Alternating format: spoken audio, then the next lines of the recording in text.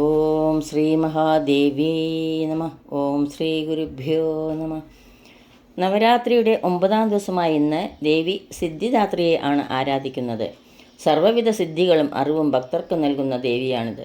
ദുർഗയുടെ 9ാമത്തെ ഭാവമായാണ് സിദ്ധിദാത്രിയെ കാണുന്നത്.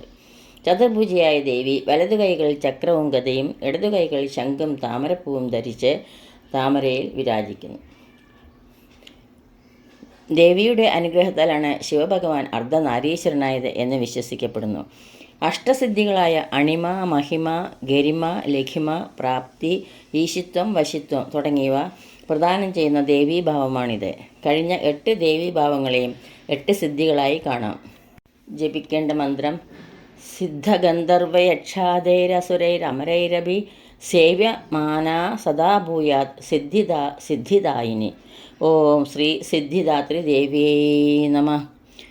ആ ദേവിയുടെ തൃപ്പാദങ്ങളിൽ ഒരു കീർത്തനം ചൊല്ലി ഭക്ത്യാദരപൂർവ്വം സമർപ്പിക്കുന്നു. മൂകാംബികേ ദേവി ജഗദംബികേ മുപ്പാരിനും നിത്യവരദായികേ. മൂകാംബികേ ദേവി ജഗദംബികേ മുപ്പാരിനും നിത്യവരദായികേ. അടിയനിൽ വിടരും പത്മദളങ്ങളിൽ അവതരിക്കൂ ദേവി അനുഗ്രഹിക്കൂ. മൂകാംബികേ ദേവി ജഗദംബികേ മുപ്പാരിനും നിത്യവരദായികേ. അടിയനിൽ വിടരും പത്മദളങ്ങളിൽ അവതരിക്കൂ ദേവി അനുഗ്രഹിക്കൂ.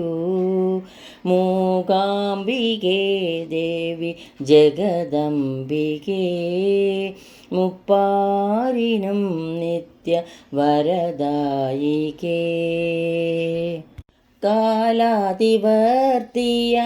കലകൾക്കെന്നാളും ആധാരം നീയല്ലോ. കാലാതിവർത്തിയാം കലകൾക്കെന്നാളും ആധാരം നീയല്ലോ. അനശ്വരങ്ങളാം അക്ഷരവിദ്യകൾ തൻ അനശ്വരങ്ങളാം അക്ഷരവിദ്യകൾ തൻ അക്ഷയനിധിയും നീയല്ലോ. മൂകാംബികേ ദേവി ജഗദംബികേ മുപ്പാരിനും നിത്യവരദായികേ.